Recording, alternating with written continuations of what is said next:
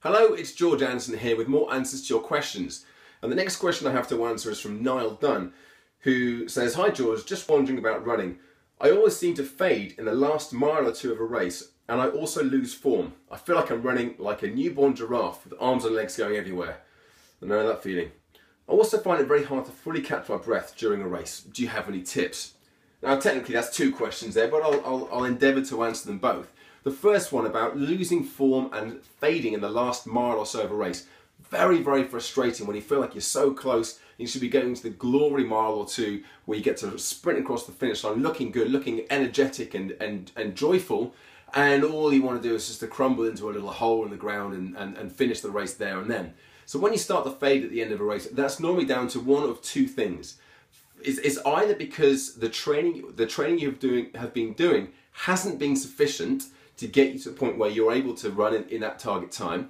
The second thing that might have happened is if you have gone off too fast for your particular ability, then that's a classic sign of that happening, where you go off too quick and your body is unable to sustain that pace.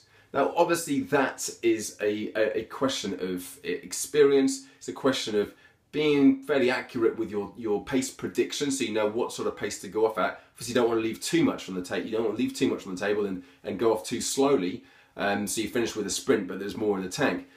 So there's a couple of things you can do to overcome that. The first thing I'd suggest doing is spending a bit more time working on speed endurance with your training. Getting to know what your pace is, getting to know what you feel comfortable with. But certainly threshold running is a fantastic way of doing this. I've got a whole video explaining what threshold running is all about. The second thing you can do, if you really do feel like that the latter stages of a race, when you're weak, that's when you start to fade, then what you can do is you can put in tough training sessions like intervals or hills or threshold runs at the end of a longer run. So pre-fatigue your body effectively. This isn't something you want to be doing in the early stages of a training program. This would definitely be something you'd be doing once you've been training for a while and your body was used to this sort of level of intensity. But give yourself maybe an hour or more of long, slow, steady state running where you pre-fatigue your body, and then you hit your normal session, whether it's a 2 by 15 minute block of threshold running or maybe 5 hill intervals or some fartlecking, something that's going to be a little bit more intense where you really have to work on your form and your speed endurance ultimately there.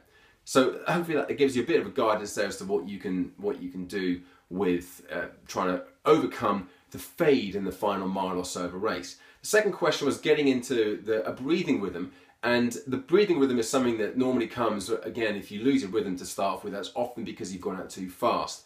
So in terms of breathing exercises, I do recommend a 2 in, 2 out breathing technique. That really does make a huge difference to how effective you are getting oxygen into your body in the first place. Once again, I have a video on that as well, which will be linked up on the screen right now. So go and check out that breathing video because it will help you. You still have to make sure you go out at the right pace for your particular ability on the day, but certainly getting your breathing right is definitely going to make a bit of a difference as well.